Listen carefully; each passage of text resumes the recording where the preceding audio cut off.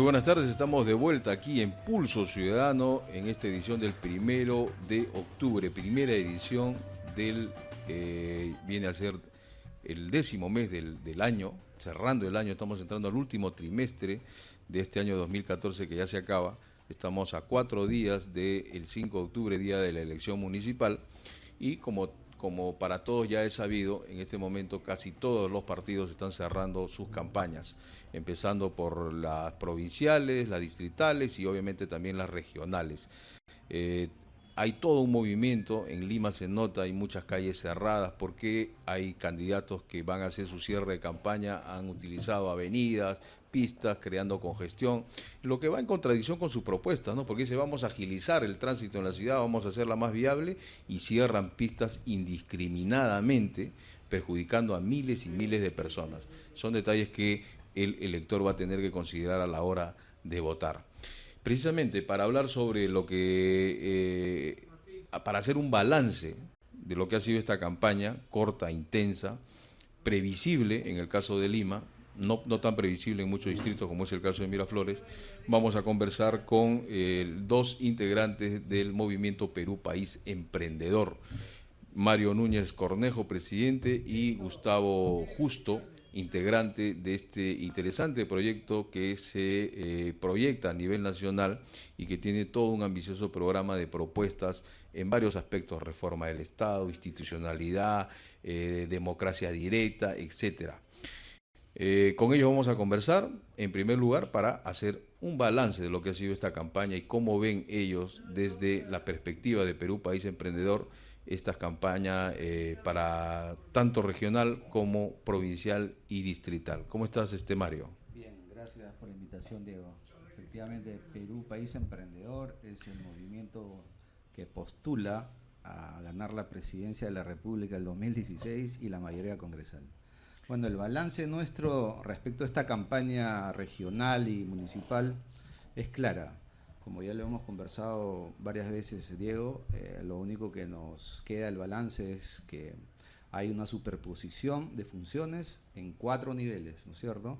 Los ministerios, o sea, el gobierno nacional a través de sus ministerios, las regiones, los gobiernos provinciales y los gobiernos distritales, superponiendo en cada una de estas instancias funciones y haciendo ineficiente y burocrática, y con esto corrupta, porque la burocracia es materia prima para la corrupción. Entonces, esta ineficiencia, esta duplicidad de funciones, esta superposición de funciones en cuanto a los 4 estamentos, genera pues toda una ineficiencia. Y eso lo vemos en todas las propuestas de los alcaldes distritales, regionales, provinciales, que hacen sus propuestas en cuestiones que corresponden pues al gobierno nacional. Se meten en cuestiones de salud, educación, vialidad, seguridad ciudadana, cuando eso son funciones netamente del gobierno nacional.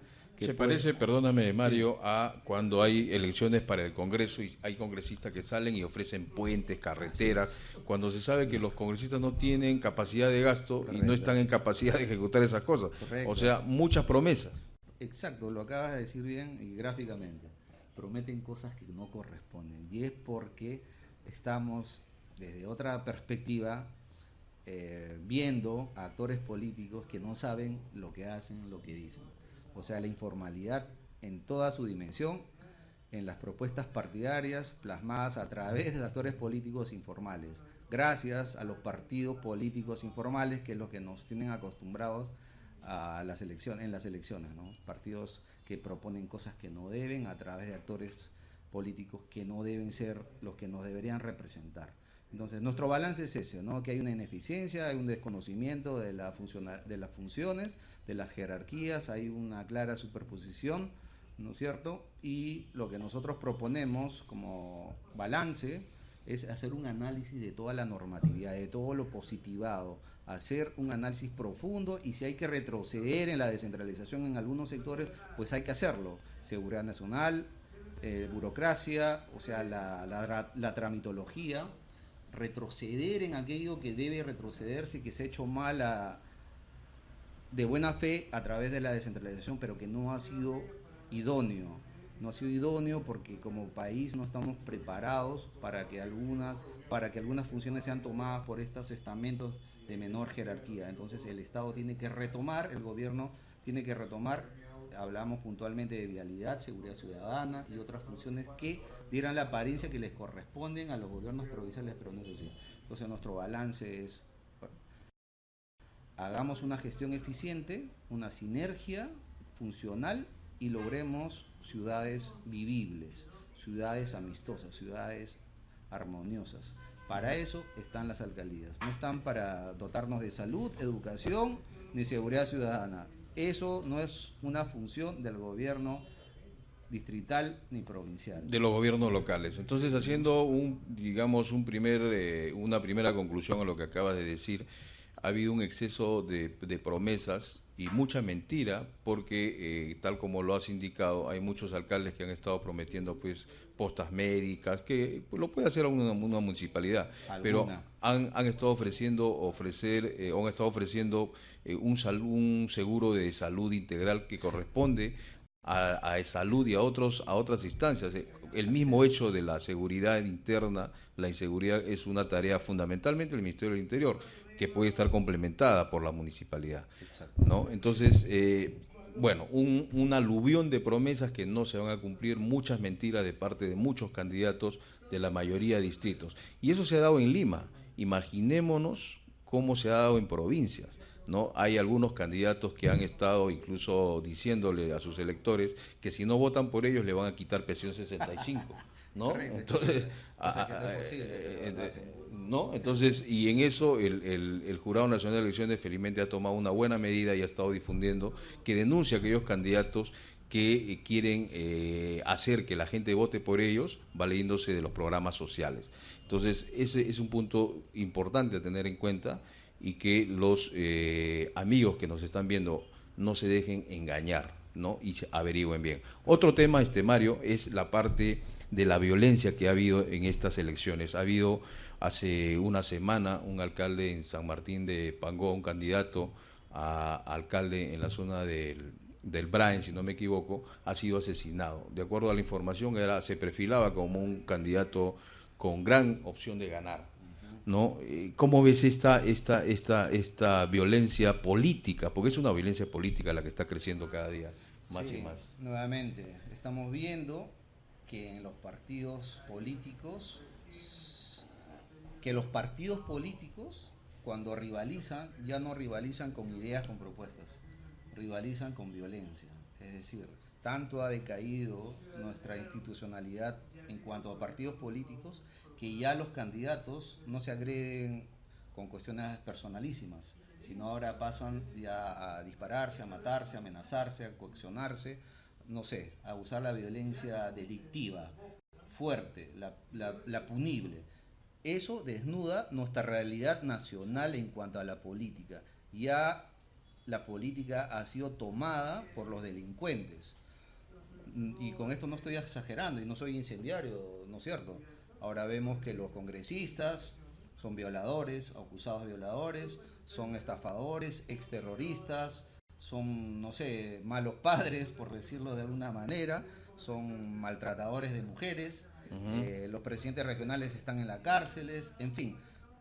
Es decir, la política está tan degradada que las personas con capacidades suficientes, como era antes, como los grandes políticos que teníamos y hablábamos antes en los 80s, en los 90s, se han replegado a sus casas, ya no quieren salir de sus oficinas, porque la política ha sido dejada para estas personas, para los delincuentes. Entonces Perú, país emprendedor, lo que hace es decir: señores, eso tiene que acabar.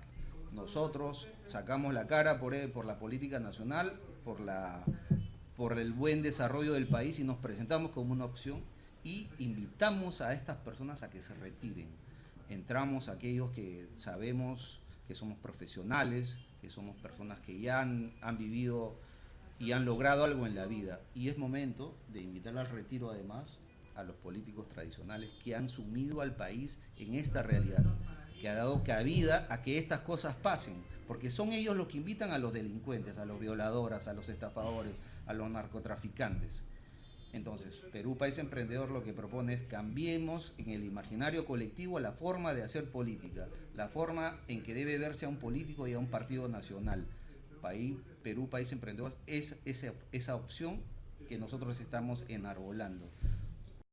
Claro, la parte del cambio. Gustavo justamente Gustavo Justo nos va a dar su opinión desde un punto de vista, si se quiere, un poco más empresarial, porque él está muy vinculado a temas empresariales, así que desde ahí los empresarios también tienen una óptica, si se quiere, distinta o diferente a veces. Gustavo. Sí, justamente, sí, por el tema empresarial, pero un poco abondando en lo que dice Mario, yo creo que lo que deberíamos emprender es una campaña desde ya, ¿no? Las agrupaciones que tenemos la intención de participar en los próximos comicios presidenciales y congresales, de que realmente la gente se informe acerca de los candidatos por los que están votando. Yo creo que animen, ¿no? Exactamente, que se animen a buscar la información y que voten por la mejor opción, ¿no? Y que participen en las elecciones. Y que participen también, claro.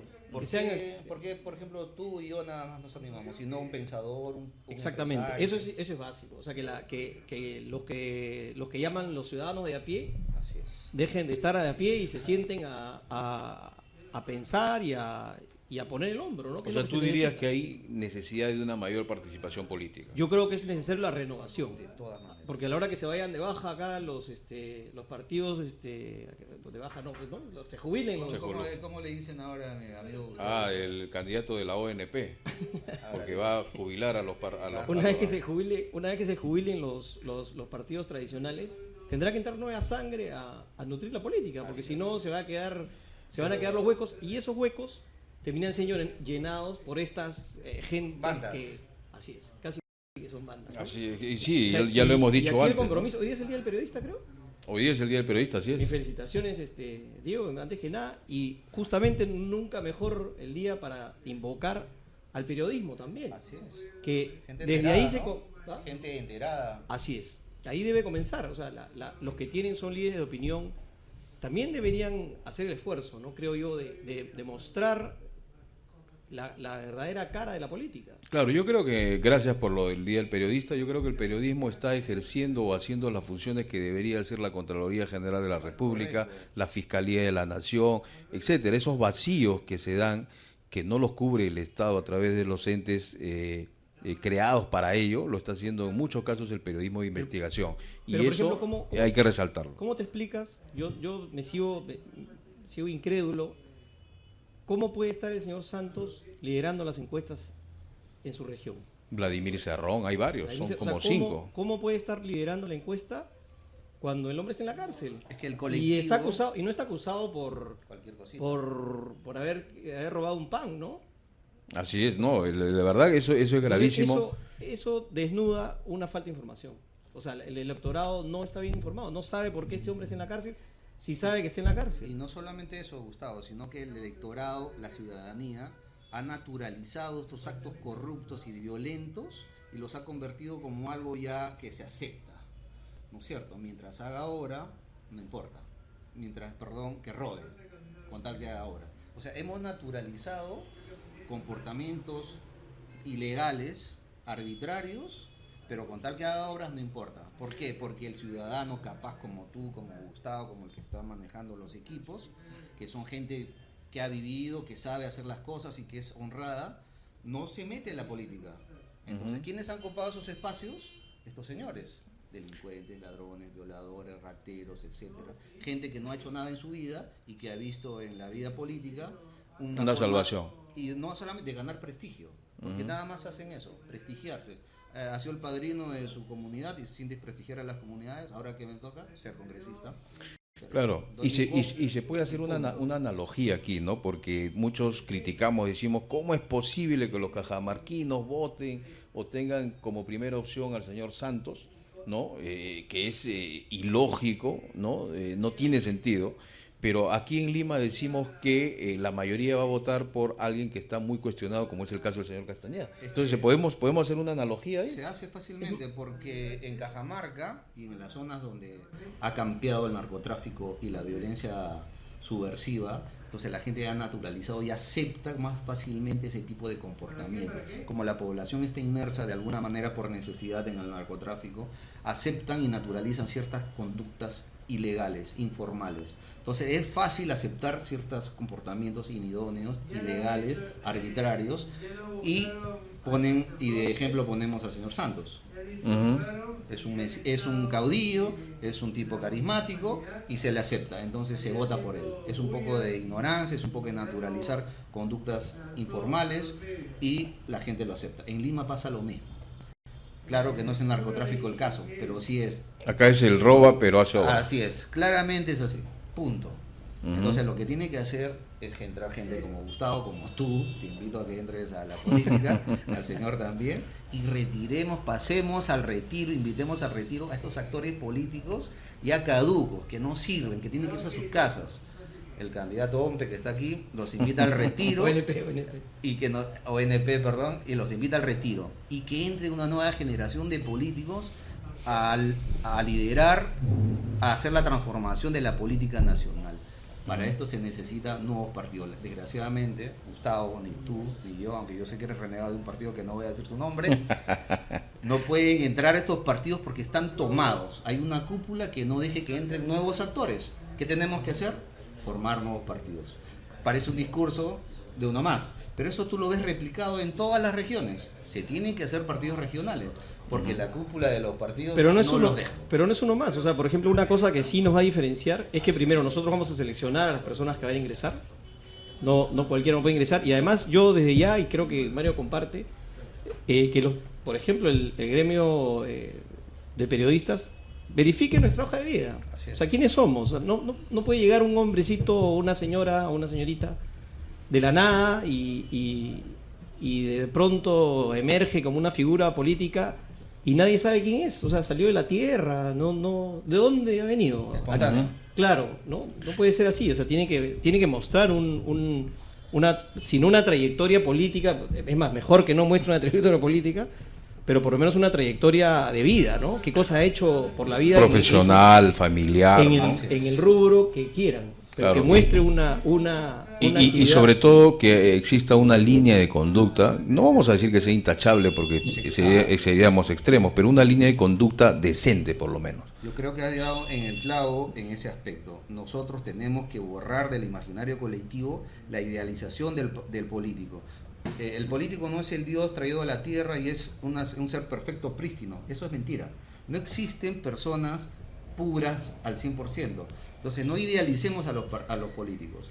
Todos los políticos han tenido una vida común y corriente, han cometido errores o han podido tener algunas cosas. Pero es diferente decir eso, que son violadores, ladrones, estafadores, asesinos, no sé, una banda. Eso es diferente.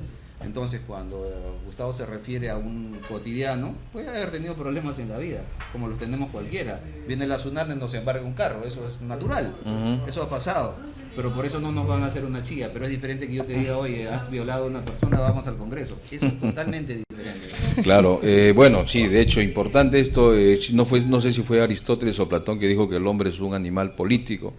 Y Roque... Acá tenemos políticos animales. Sí, esta anécdota la contó Roque Benavides. Decía él que en una conversación salió el tema esto de que el hombre es un animal político, y como este señor que es muy vinculado a las mineras estaba ahí, Aya de la Torre, hace 30 o 40 años de esa conversación, y Aya de la Torre dice que le replicó y le dijo, el hombre es un animal político, ¿cierto? Y si le quitamos lo político, ¿qué nos queda? El animal. Entonces, a lo que iba él era que había una necesidad de hacer política. Claro. Había una necesidad de hacer política. Pero con sus pros y sus contras, o sea, esa época, de los políticos de esa época eran otra cosa, ¿no? No, de hecho, hablamos de otro. Uno puede estar en acuerdo o en desacuerdo con muchas de las personas que hacían política en esa época, en la última constituyente o en el último senado, qué sé yo, gente valiosa, ¿no? Uno puede estar en desacuerdo, pero nadie podía decir que era el robacable, el lavapiés, o sea, eso no existía, ¿no? Así es. Mario, nos gana el tiempo.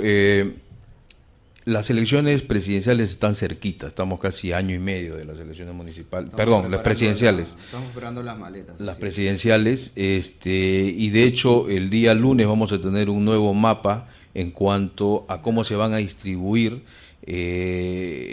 cómo se va a distribuir el poder en diversas regiones del país, etcétera, ¿no? Y de hecho vamos a ver lo que ya se ha dado antes. Pequeños cacicazgos, caudillos que se van a adueñar de regiones, de distritos, de provincias, etcétera. ¿Cuál es la proyección que se podría hacer de aquí al 2016 sobre la base ya de los resultados del 5 de octubre? Mira, va a pasar lo que acabas de graficar muy bien, pero nosotros, Perú, país emprendedor, vamos a encantonarnos en el centro del país, vamos a formar en el colectivo, vamos a internalizar, vamos a tratar de que se comprenda que es necesario cambiar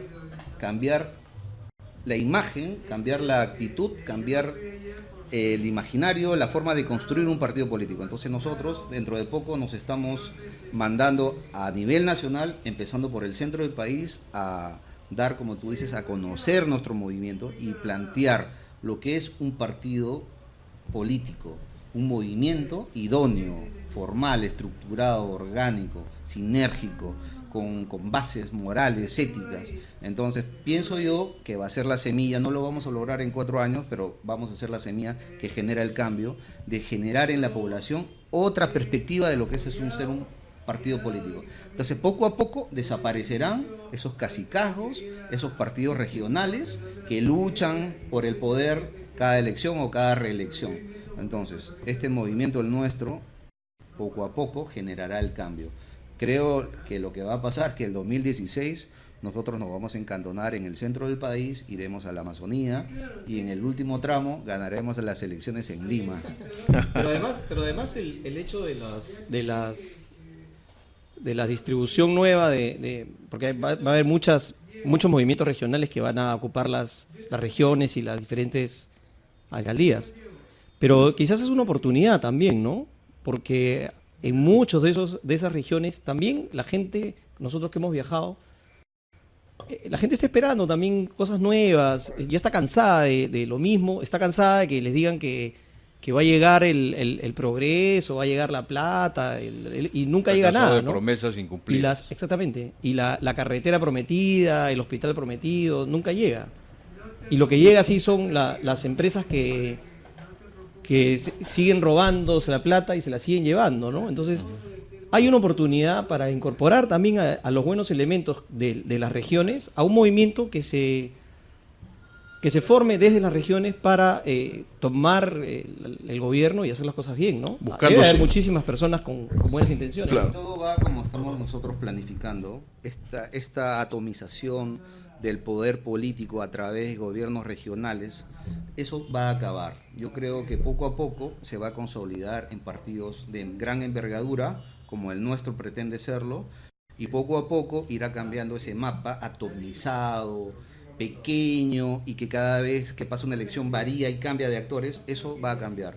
Yo creo que de acá a 10, 15 años van a quedar en el Perú 3, 4 partidos de gran dimensión. Uno de ellos nosotros, esperamos que sea el APRA modificado, o si no tiene su acta de defunción el 2016, y otros partidos de gran envergadura. Si no es así, tendrán que ingresar nuevos partidos políticos que den invitación al retiro a estos partidos grandes, históricos, y que dar 3 o 4. Yo creo que eso es lo que va a pasar. Muy bien, sería lo ideal, ¿no? De grandes democracias como la norteamericana solo tienen 2 partidos, el famoso bipartidismo, demócratas y republicanos. Y lo También mismo... tienen el independiente, ¿no? Y independientes. Sí. Claro, 2 o 3. 2 o 3, pero bueno, son fundamentales esos 2 partidos que se han convertido en la columna vertebral de esa gran nación que es los Estados Unidos. Pero Llegar a eso es un poco complicado, cada pero se estado puede. Tienen también partidos regionales, pero son Sí.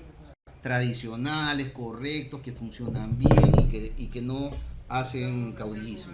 Claro, y casi todos giran en función tanto a demócratas como a republicanos. Siempre hay una tercera opción, pero fundamentalmente el bipartidismo ha hecho que Estados Unidos y muchos otros países tengan democracias más sólidas y las instituciones sean mucho más fuertes. Es que es imposible coordinar un Estado entre 800 chiquitos. O sea, no hay manera. Tiene que haber algún nivel de comunicación. Y lo malo que está ocurriendo ahora con la regionalización como la tenemos hoy es que los presidentes regionales se creen más que el propio presidente de la República y no quieren conversar, o quieren que el presidente vaya a conversar con ellos, no quieren conversar con el primer ministro, entonces se vuelve una anarquía. Así es, un tema de hecho amplísimo, nos ha ganado el tiempo ya, las gracias a Mario Núñez Cornejo, presidente de Perú País Emprendedor, Gustavo Justo, también integrante del movimiento, con quienes hemos compartido algunas inquietudes respecto a un balance preliminar de esta campaña electoral que ya termina